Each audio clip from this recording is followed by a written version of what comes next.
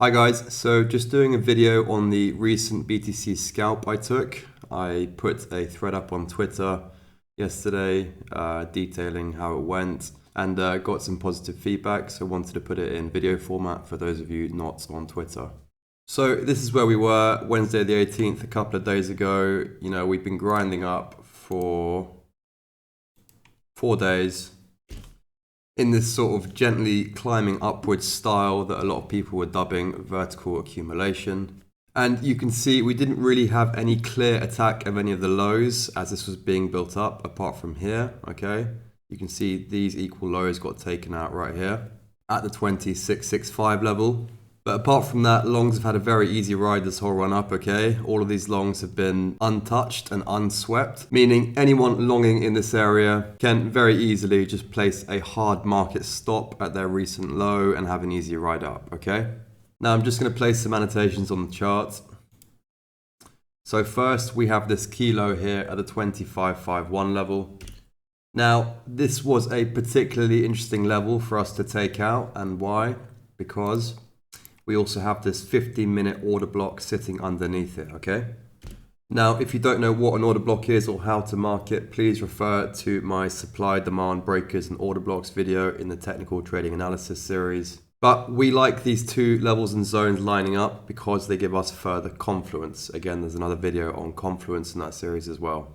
What do I mean by confluence? Well, if we were to get a sweep that took out the level into the order block, and at that point, we're not just taking a sweep trade, we're taking a sweep trade into a liquidity zone, which gives us higher probability for the trade thesis, okay? So, as well as this sweep into the order block, we also have other liquidity targets, okay? We have the low of the order block itself, we have these lows here, and just multiple lows all the way up, okay? So, at this point, we know what we have our eyes on, okay? If price starts pushing aggressively to the downside, our expectation is that it sweeps the 2551 level into the 15-minute order block, but we also have to be aware that it could take out the order block entirely and sweep this level here. And that is, of course, assuming a sweep takes place and we don't just keep pushing to the downside, okay? So what do we want to see? We want to see this level taken out, we want to see us tap into here, and then we want to see high delta produced, which would give us the signal to say, okay, there's passive absorption on the bid side and we're ready to push up again.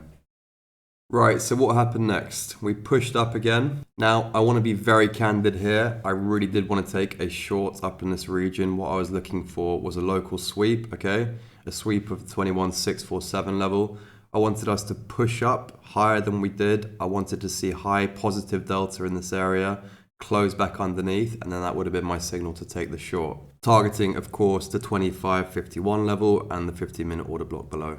But unfortunately, life wasn't as generous as that, okay? We didn't get the push up. As a result, we didn't get a high positive delta. Instead, we just got this double top formation without any particularly viable trigger, as per my system anyway. So no, I did not catch the top of this move, okay? But that's not what this video is about. This video is about a scalp long I took at the 15-minute order block, so let's fast forward a little bit. So we can see what happened straight from there, okay? We get an aggressive strike down. We cut through all of these lows, all the liquidity points we were talking about, straight into the 15-minute order block.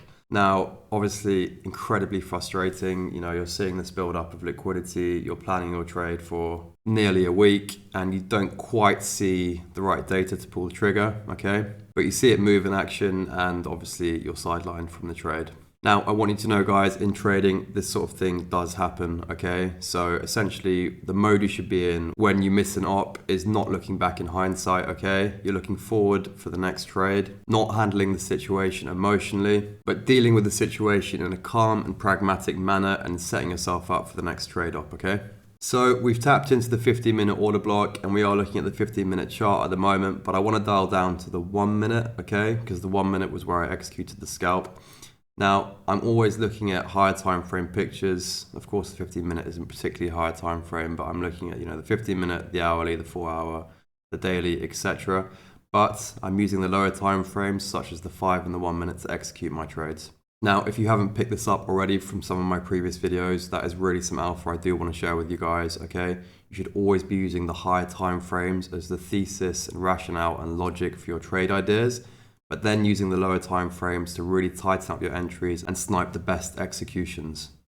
Now, some people would argue that traders, when they're sort of learning how to do things, get lost in the lower time frames. They don't really know what they're doing. They get chopped around, they flip-flop in and out of trades, etc. And as a result, they're basically educationally prescribed to use the higher time frames as the triggers for their entries.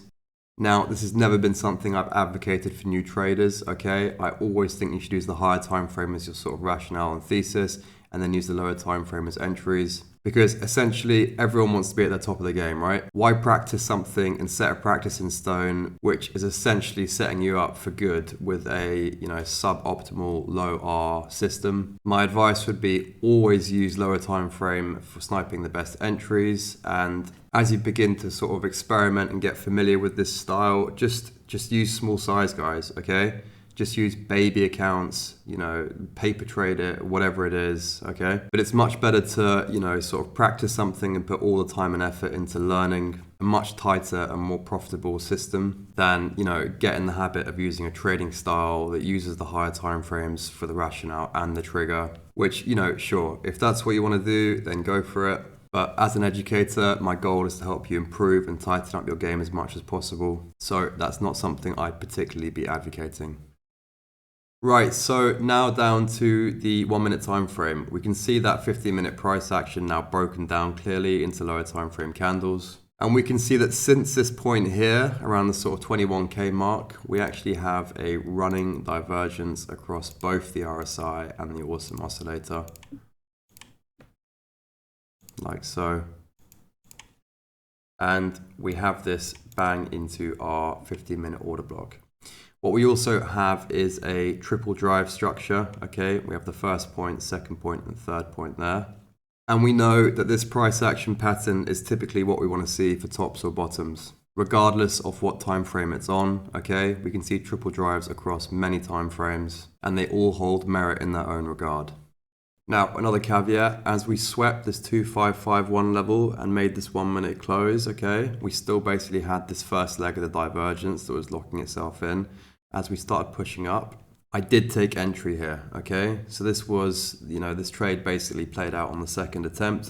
And I just want to be completely honest about this, guys, okay? No one's a perfect trader, okay? I don't have a 100% strike rate by any means. I take my shots, and if I don't see what I want to see, I cut it, I re-enter again, okay? And, that's pretty much what happened. We started pushing up and we're sort of teetering around here, okay, on the lower time frame candles. As soon as we start then pushing back down, I cut the trade going, okay, this isn't exactly the reaction we want to see from that 2551 sweep. Now we're probably going to go down to the order block, so I need to reposition myself when we get there.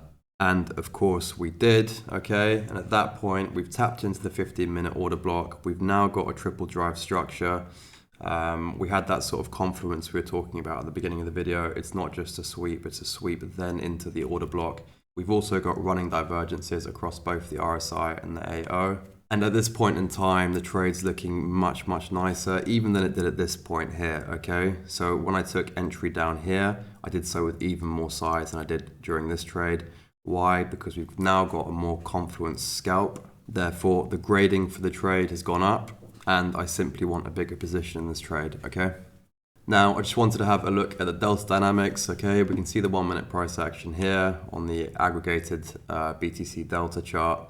And we can see that there was a lot of negative delta produced as we started coming down. We can also see that we have a very nice sort of mirroring of that triple drive, okay? You've got the first leg, second leg, third leg, and you've got, peaks of negative delta across both the spot and perps markets. That's telling us that, as apes are market smashing and panic selling their positions, we're clearly getting passive absorption from the stronger hand on the bid side, okay? Now, just before we move back to the chart, I want to point out that, as we did start pivoting, okay, we'll move on to this next, but as we did start pivoting, we can see that it's led by the perp market, okay? So for this reason, this sort of determined my scalp target. And in this way, I'm not looking for, the ultimate V to send us back to new all-time highs. I'm very aware that spot is still downtrending. Okay, we're still grinding down on spot, but perps are leading the move back up. So in my head, I'm positioned for a small bounce play. That's going to run very quick with conservative targets and a sort of quick in and out style scalp. So back to our chart. Okay, let's see what happens next. We push down once again, okay? And at this point, knowing everything we know on a price action basis and the delta basis, we've already started taking our first installments on the trade, okay? Price then closes back above and we take full position. Now, at this point, we're in the trade and we need to set our target, okay? So my target, my logical target was this. It was a sweep of this 1 minute high here, okay? And I don't want you to think I used a hard stop or TP because I rarely do so, okay? But let's just say the trade looks something like this. We don't really want to see it come back underneath this low. We're targeting this high and we're looking at, you know, around a 6.5 hour trade. The reason I don't set hard stops is because I like chasing in and out of positions. It's essentially a sort of active limit form of entry. And I also apologize. I realize I haven't done a video on these sort of execution styles, so I'll make sure to do one shortly. Now, just before we see the trade run its course, I just want to talk about ETH for a second at that point in time. So ETH has swept its major low here. And unlike BTC, this is sort of the range low, the final liquidity target, whatever you want to call it. We've swept that low. We've now retested that low on the lower time frames as well. And I just want to point this out because this ETH confluence was critical to my sizing into the trade, execution, and, you know, in addition to the delta, my confidence in its reversal. So anyway, back to BTC. We can see how this trade played. Okay, moved up very aggressively. And at this point, like I said, I didn't have a limit to take me out here. Instead, I was simply monitoring price action, okay?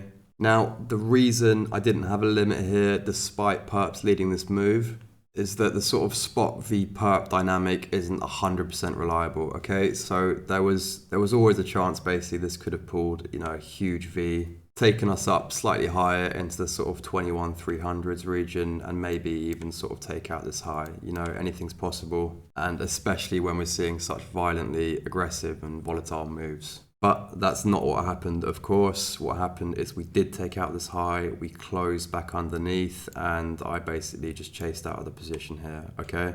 So essentially, I was out of the trade there, okay? What was this? You know, from entry, we're talking about a 20-minute trade, netting us a 6R. Now, I hope you enjoyed the video, guys. I thought it was a really important video to do, just so you guys can have an insight into how I scalp BTC. But also, so you can see that, you know, you can get high R setups on a lower time frame. A lot of people think that scalping, you know, they presume that scalping is low R, but that's not always the case. And, you know, more importantly, I want to show you guys that you can also truly get high conviction setups, okay? Again, it all comes down to confluence, patience, knowing your system, okay? Here we had, you know, multiple levels of confluence. Let's run through it, okay? So we had this sweep at the 2551 level, okay? We had the tap into the 15-minute order block. We had this triple drive structure on the lower time frames. We had a running divergence across both the RSI and the awesome oscillator. We had ETH confluence in where its price action was. We also had the lower time frame delta supporting the argument. And we had a number of lower time frame oscillators all overextended as well. As always, guys, when I'm sort of trying to help you guys understand my sort of mindset, it's all about trying to practice patience. It's all about looking for heavy confluence. And if you focus on those two areas alone, I guarantee you'll up your game. So that's it for today, guys. I hope you enjoyed the video and I'll be back soon.